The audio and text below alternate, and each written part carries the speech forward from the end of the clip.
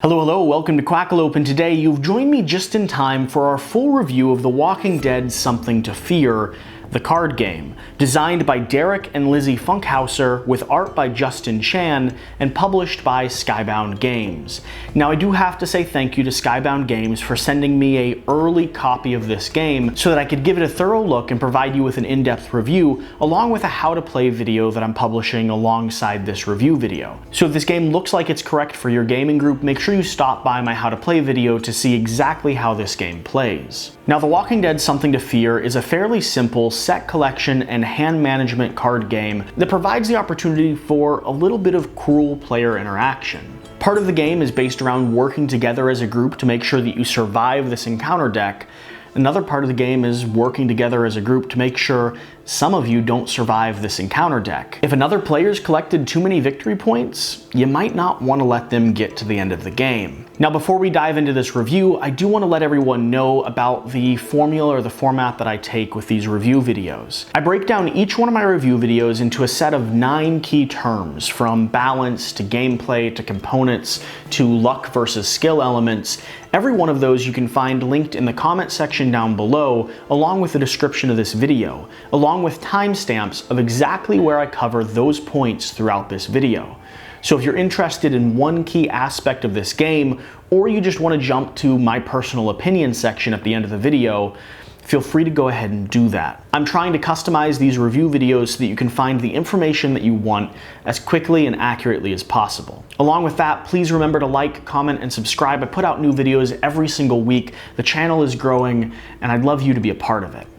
But enough with that. Let's dive into The Walking Dead Something to Fear, and we'll start with the very basics. This game, in my experience, plays best at 3 to 5 players. It is able to be a 2-player game, but because the way the decks are built and the interaction between players, I think it really thrives with having as many players as you can get together. Along with that, the age range is going to be 12 plus. That being said, once you learn your own personal deck of cards, there isn't too much complexity to the game other than choosing which card you'd like to play, and I think it's totally possible to play with children at younger ages if you're willing to walk them through the decision making a little bit. The complexity for me is going to be 1 out of 5. It's not a very complex game at all. The playtime is going to be about 15 to 20 minutes, and this game is absolutely new gamer friendly. This is a great game to introduce to friends who love The Walking Dead and are willing to sit down for about 20 minutes to play a quick card game with you. So this game, The Walking Dead Something to Fear, is a set collection and social interaction card game. Everyone at the table is going to have a set of 9 different cards. You're going to have 3 in your hand at a time, and every time you play one, that card is going to be used, discarded, so you probably won't use it again throughout the rest of the game.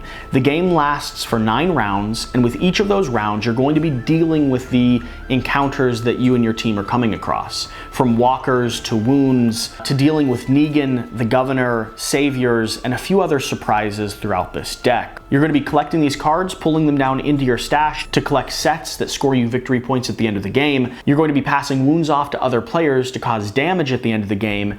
And whenever you don't use a card, cards will move over into the horde, which causes damage to every player by the end of the game. The interesting dynamic in this game is that the victory points are almost to some degree a little bit of a distraction. The real gameplay that I found comes into these top wound numbers. You have to have received less than 20 damage by the end of the game, or you don't survive. The victory points don't matter. And in fact, the few times that I've won this game, it's been because we've killed off someone in our group, someone who had a little bit too many victory points. So a big part of this game is going to be passing cards back and forth, manipulating this horde deck, or choosing what you pull from the encounter deck as a way to make sure the math works out on your favor. Someone across the table gets 21 or 22 damage, and you receive 19. And the numbers usually do end up right around that range. You're usually just on the edge of receiving enough damage to survive or die. That type of interaction is something that I don't see in a lot of basic games, and I do think it's done really well in this game. It elicits feelings of The Walking Dead. I think it fits the theme fairly well. You're dealing with encounters, you're in a dangerous situation, and you might just shove your neighbor into the arms of a waiting zombie if it means that you get out scot-free and win the game in the end. Now, as far as the game length goes, the setup, cleanup, and gameplay in total, It's not very long at all. This game probably takes 2 to 3 minutes to pull out of the box and set up. The longest part will be separating your encounter deck cards into the appropriate cards for the amount of players you have. Each of these encounter deck cards has a number down here at the bottom, which tells you if it's included or not in your player count. Outside of that, it's a few personal decks of cards, each with their own colored pattern on the back, so it is very easy to set up.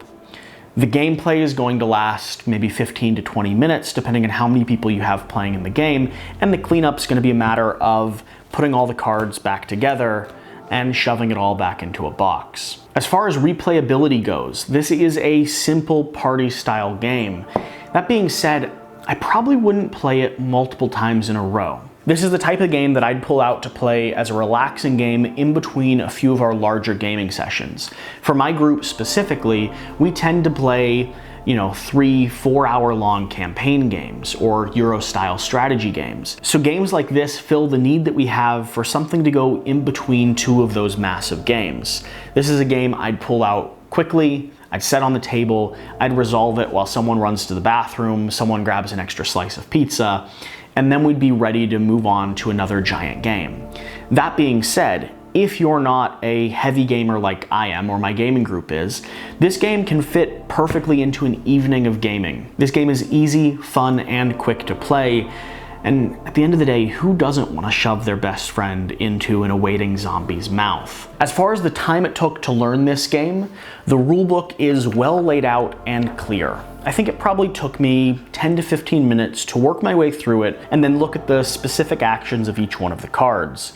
By the time I was done looking through this rulebook, I was really ready and able to get this game to the table. It didn't take very long to teach either, as each one of these cards, each one of your player cards, do a really good job at describing exactly how they interact with the rest of the table. And so the people I was playing with didn't have any trouble understanding how these cards functioned in the larger scope of the game. As far as the quality of the components go, the cards are made nice. They've got a plasticky or kind of a glossy feel. They shuffle and stack well, and I have to say, I really do like the art all across this game. It's got the familiar comic book style look to it, and I'm really glad that they did this custom style of artwork for each one of our characters instead of using photos or source material from other types of media. Outside of that, the rulebook's made well.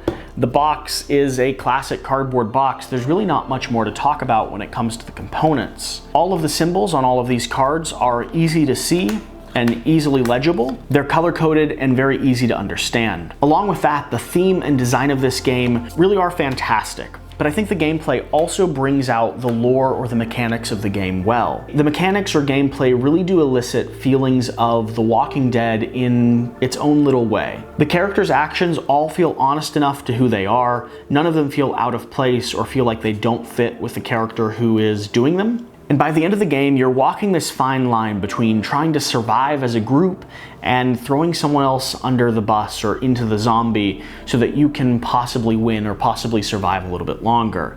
I thought that mechanic played really well with the type of game this is. You're dealing with dangerous situations. You're dealing with Negan and the governor, the saviors. You're dealing with zombies. And so there's this fine line that you're walking. This dance between survival on a group scale and survival on a personal level. And you have to come to a decision of exactly what that means. Is it more important for you to win the game? Will you pass a wound on to another player if it means you come out on top? And at the same time you're dealing with this, you're trying to balance the items and encounters you choose to collect so that if you and another survives, you can win the second way, by victory points. We've even had situations where the best player around the table, who had the most victory points, was collecting the most sets, was playing their card, as effectively and efficiently as possible. Well, by the end of the game, we all kind of just made sure she didn't live, because she was doing the best. This element of cooperation and betrayal fits the Walking Dead theme really well. However, this lore and mechanic portion of the game is where I also start to run into a few of the issues I have with this game. The first thing comes with the encounter deck, or the set collection element of this game. I really wish there was a little bit more depth to the characters and encounters you're coming across. We have walkers and wounds, we have the governor, we have Negan, but I would have liked to see a little bit more variation. I really love post-apocalyptic worlds and lore, and I would have loved to see some more manipulation in this deck. There's a lot of Negan cards. There's a lot of Savior cards. Enough that oftentimes I've found that some people are collecting multiple stacks of the Savior cards by the end of the game. I would have liked to see another few cards thrown in here. Something to manipulate the Horde deck or the Encounter deck a little bit more. Something to heal yourself. And something specifically to cause more damage to other people. The player interaction in this game is simple and fun, but as a deeper gamer in general, I would have liked to see more player interaction. And I would have liked to see that player interaction fit the theme or the lore of The Walking Dead a little bit more thoroughly. I want to see and experience the world of The Walking Dead beyond just the zombies and the characters that we all know and love in the game. The other issue that I have with the lore and the theme of this game is that many of the characters you're playing with never actually crossed paths in the show or the comic book. For instance, Andrea never came across Jesus or Eugene. In fact, she's dead really early on in the TV show. Spoiler alert, I suppose. And that's something that people I were playing with, people who knew The Walking Dead and liked The Walking Dead a lot, had a little bit of a problem with. They thought it was odd that the tribe of people we were playing with seemed to be a collection of people that kind of spanned the whole range of the Walking Dead series, not just one hub or one unit of people. They also thought that some of the characters chosen for this main stack of deck should have been traded out for some other characters in the comic book or the show. That's up to debate and discussion, but it was something that I thought was worth mentioning. As far as player interaction goes, I think I've already said it, but this game shines through its player interaction. In fact, I think the victory point mechanic of this game is a little bit of a distraction.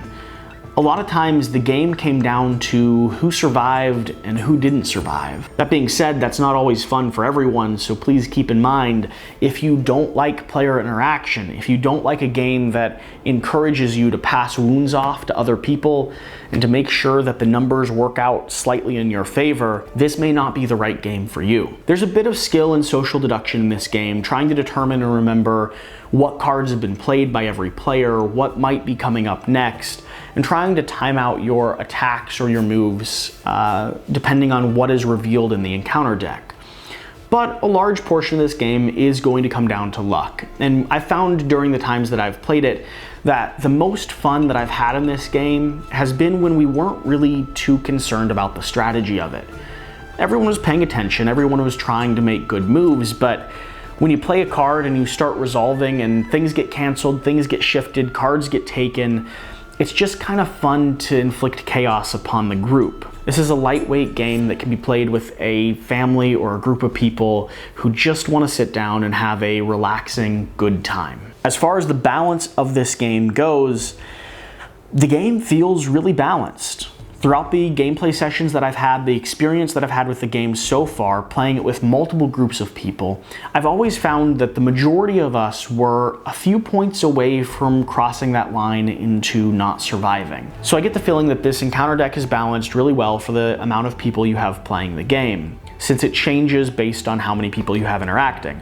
Along with that, everyone's stack of cards is exactly the same. So depending on what your draw and depending on how you play your cards, you have the same chance to have the same outcome. But I have had some situations where the victory points at the end of the game were not as close as some people might have preferred them. I think this game is designed and balanced very well, and since there's multiple paths to victory, I always felt like I had a chance up until that last round or two. And finally, the last part of this review, what are my final thoughts? What's my takeaway for The Walking Dead: Something to Fear? I think this is a very clean and well put together game. I love the artwork, and I think the gameplay is really interesting. Now, this isn't the type of game that me and my gaming group tend to play as often.